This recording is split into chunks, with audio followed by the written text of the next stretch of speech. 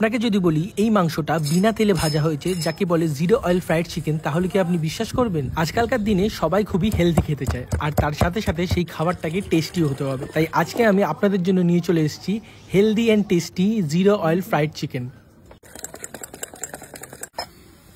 আর সব থেকে বড় কথা, এটা খাওয়ার পর অন্যান্য ভাজাভুজি বা ফ্রাইড আইটেমস খাওয়ার পরে শরীরে যে অস্বস্তিটা হয় সেটা কিন্তু একদমই হবে না। আর এটা আমি না, আমার বাড়িতে প্রত্যেকে যারা এটা খেয়েছে তারা কিন্তু সেটাই বলেছে।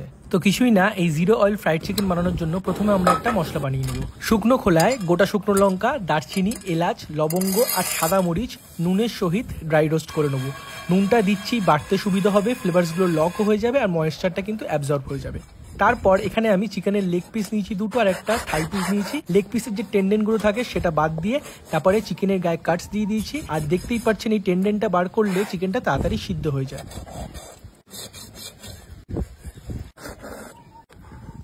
এরপর একটা লেবু আমি দুদিক থেকে কেটে নিলাম। তারপর ঠান্ডা হয়ে যাওয়া মশলাটা শিলের মাধ্যমে ভালো করে বেটে নিয়েছি। এই মশলাটা আমরা চিকেনের ম্যারিনেশনেও ব্যবহার করব, আর যে ব্রাইনিং আছে সেটাতেও ব্যবহার করব, আর যে ডিপটা বানাবো সেটাতেও ব্যবহার করব। তাই এই মশলাটা কিন্তু খুবই দরকার। এরপর প্রথম ম্যারিনেশনের পালা। মাংসের গায়ে পর্যাপ্ত পরিমাণে নুন, লেবুর রস আর যে মশলাটা আমরা বানিয়েছিলাম সেটা দিয়ে আধ ঘন্টার জন্য রেখে দেবেন। নুন আর এই মশলাটা দিয়ে রাখার কারণটাই হলো নুনটা কিন্তু নিজের ম্যাজিকটা দেখাবে। তাই সবসময় চেষ্টা করবেন এরকম ফ্রাইড চিকেনে প্রথম আধ ঘন্টার জন্য নুনটা মাখিয়ে রাখতে। তার সাথে সাথে এই মশলাটাও আমরা মাখিয়ে রাখলাম।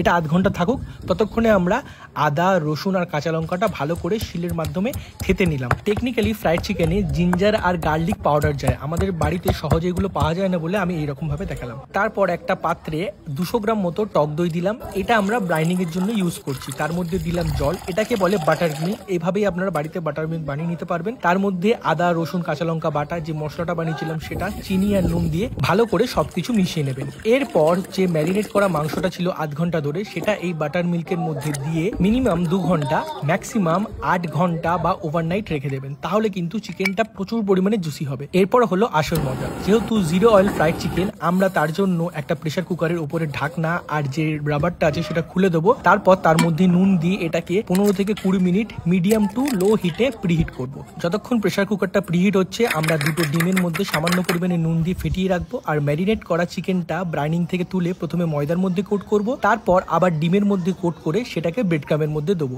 এটাই হলো পুরো কিন্তু প্রসেসটা। আপনাদের সুবিধার্থে এই প্রসেসটা আমি আরো একবার দেখিয়ে দিলাম আস্তে আস্তে, যাতে আপনারা পুরো প্রপারলি বুঝতে পারেন যে কি করে আপনারা করবেন। প্রথম লেগ পিসটা আমার কোট করা হয়ে গেছে, দেখতেই পাচ্ছেন সুন্দর হয়েছে। এর পরেরটা আমি কি করে করেছি সেটা আপনারা একবার দেখে নিন।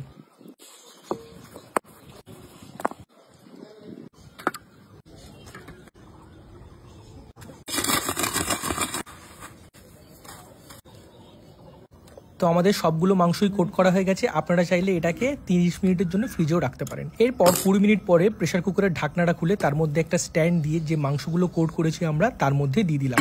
এই পুরো মাংসটা হতে আমাদের 30 মিনিট মতো লাগবে। ততক্ষণে আমরা কাঁচা লঙ্কা, ধনে পাতা কুচিয়ে নিলাম ডিপটা বানানোর জন্য। টক দই, নুন, ওই মশলাটা, কাঁচা লঙ্কা, ধনে পাতা, লেবুর রস, সামান্য পরিমাণে চিনি দিয়ে মিশিয়ে নিলাম। আমাদের ডিপ কিন্তু তৈরি। এরপর 15 মিনিট পরে আমরা প্রেসার কুকারের ঢাকনাটা খুলে মাংসটাকে উল্টে পাল্টে দেবো, যাতে মাংসটা থ্রু আউট পুরোটা কুকিং হয় আর ভেতরে অবধি মাংসটা ডান হয় আর বাইরে ক্রাঞ্চটা চলে আসে। তারপর আধ ঘন্টা পর ঢাকনা খুলে দেখবেন আর আমাদের জিরো অয়েল ফ্রাইড চিকেন একেবারে তৈরি। কাউকে না বললে এটা বিশ্বাসই করবে না, এটা বিনা তেলে ভাজা, একদম জুসি আর বাইরেটা একদম ক্রাঞ্চি। এটার সাথে যে ডিপটা বানিয়েছিলাম সেটা আমরা নিয়ে নিলাম, আর ওপর থেকে যে মশলাটা ছিল স্প্রিঙ্কেল করে দিলাম। আর আমাদের জিরো অয়েল ফ্রাইড চিকেন কিন্তু একেবারে তৈরি। দেখতেই পাচ্ছেন কি অসাধারণ লাগছে, বাইরেটা কতটা ক্রাঞ্চি হয়েছে আর ভিতরটা কতটা জুসি হয়েছে সেটা দেখতেই পাবেন। তো আজকে ভিডিও কেমন লাগলো অবশ্যই জানাবেন এবং বাড়িতে এটা অবশ্যই চেষ্টা করবেন। Till then, tata.